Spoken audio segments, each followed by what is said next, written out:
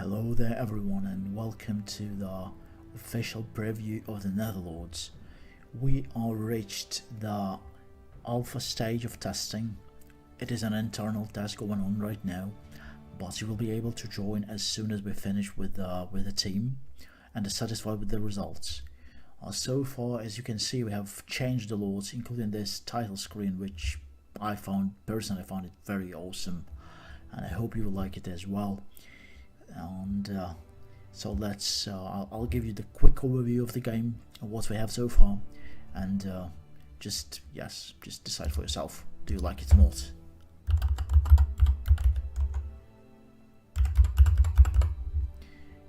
Oh, she says hello. Yeah.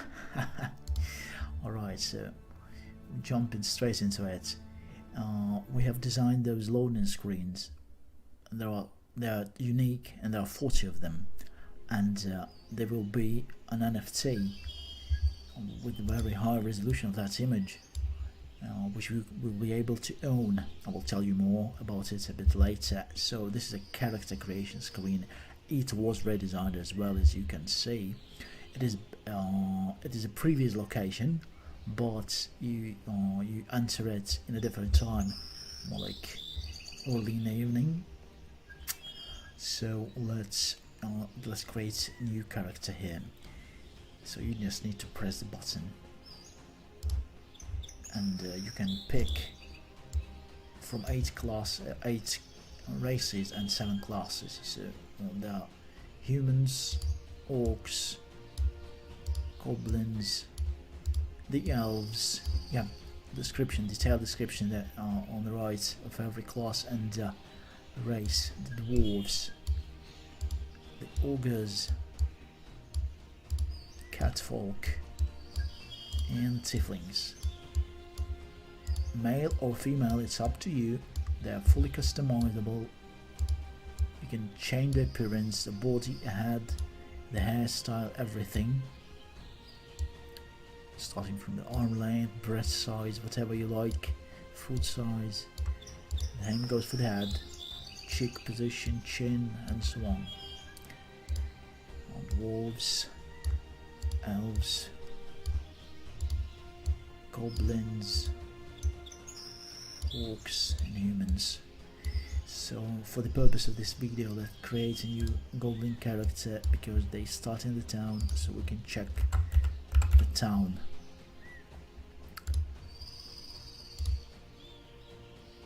After the creation, character will appear here on the screen. You can have up to 5 characters, so if you want to create a new one, you have to delete the old one. That's how it goes. So let's enter the world, and I will show you the world of Netherlords. So those loading screens, every time you enter the game or change the locations, those appear, and those are unique screens. There are 40 of them, as I said, and we want them to be released as an NFT. So every owner of the NFT, and this small collection, only 40 of them, very rare. So you will your name will appear on this particular loading screen. So everyone who plays the game will know, well, literally they'll know who owns it. So you will be quite famous, as you can imagine. So this is the town of the Silverball Castle. That's Brian the Smithy. This is his house. You can enter his house if you want. The many buildings in the game are designed that way, so you can enter them without loading instance. So, gift for the stranger is the quest. You can accept from that, Brian, and when you accept the quest, then you can check it in the log anytime. We have the trader here, and the taverner. Those are unique NPCs, not some generic ones. So you can enter. This is a tavern where you'll be able to rest here and buy food from her. There's a Beanie the butcher. You can also get the food from him, or can sell him raw ingredients. There's Avazindi. She's an important character. She will introduce you to the plot of the Netherlords. She's a famous adventurer. She will also learn you how to ride the horse, so you can accept this quest from her. And anytime you want to check what the quest is about, you can open it and read it here. You can abandon the quest should you decide to do so, or you can track it, which is also easily to do, and you can find the panel on the right here. The town of Silverball is pretty big. We have the castle, the church, the brother Anselm, and the city guard. There's a like upper part of the town. It won't be accessible since the beginning. You will be able to get there a bit later. I'm not going to tell you about the plot and spoil it for you. On the left you can see the Orc town, and then there's a tension between those towns, between the Silverball castle and the Orc settlements. You'll be able to help them or escalate the conflict, whatever suits you.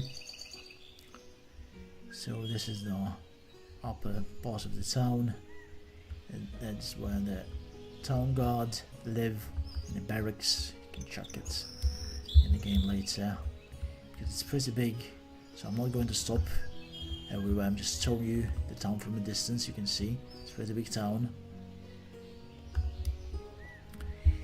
and we will use this trick, the dragon whistle. So there's black dragons in the game, all sorts of dragons really. So let's just fly over to the Orc town so we can see it. Close look. You won't be able to enter it that easy, because there will be guards and ogres and all sorts of hostile creatures around. So for now that's easy and quick, but in the game it won't be that easy. So this is the passage to the town, to the arena, especially the gladiators. Those who have gladiators will be able to fight in an arena like this, because you can enter arena anytime you want. Let me show you. It's easy to do. You press this arena button, and if you have the NFT, gladiator NFT, you will be able to join the death march or arena for different level tiers and so on. You can join solo. We can join right now, but because you see we already, but we can't enter because there are, as you want to abandon. Yes, because we don't have any other players running around with us. But we'll show you the test of the arena and the combat system in the future. So just stay tuned, guys. But this is a town of orcs where they mine this precious glowing crystals. The ogres live in this part of the town, is in those stone huts, those cave houses. They're not around for now. They're on vacation, you might say. So we just run around while they're not at home and not able to attack us on the site.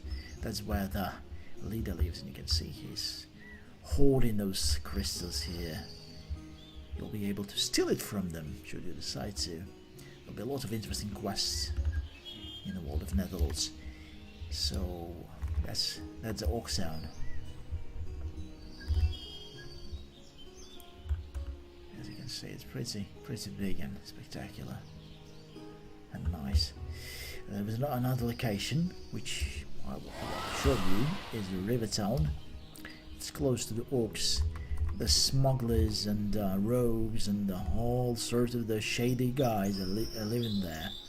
They're not around as well for this moment, but it's also good because they are pretty hostile towards you in the beginning. You will be able to reach a neutral reputation with them after that. You will be able to interact and do the quests for them. They live in these huts. They're pretty nice little huts, so you can enter those buildings. Oh, there's a little mermaid sitting on the stone. That's pretty beautiful location. It's not huge, but it has this unique touch. So let's fly over to the farm and I show you the island. Now all of Silverball Island. So the world of Netherlords, after that, the catastrophic events and the planar war was shattered into thousands of islands, and you happen to end on one of them, which are separated not by only ocean but also by nether, and that nether is deadly unless you know how to travel through it. You will be able to teach those skills and learn those skills to, like, when you learn it you can teach it to other players, but first you have to get through the storyline in order to do that. And those skills will be also they will exist as NFT, which you can sell to other players. So that's also one of the mechanism we have in the game. So as you can see, that island is pretty huge, so we'll speed up a bit of flying. It consumes a lot of stamina, but why not? So this is the heart of the ogre. He lives next to this beautiful lake. I'm not telling you the story about him, you will find out later for yourself during the test, or maybe when you join the release of the game, whatever suits you. So that's Jacob's farm. That's where you start. Yes, at the beginning. When you enter the game, you'll be able to start from this farm. So let's land here and pretend we just spawned somewhere on the seashore. So this is your starting location, where you can talk to Jenna, the farmer's wife. She will sell you the items you need, should you need any. Same goes for the Mr. Sobelado, he's a traveler and a local banker.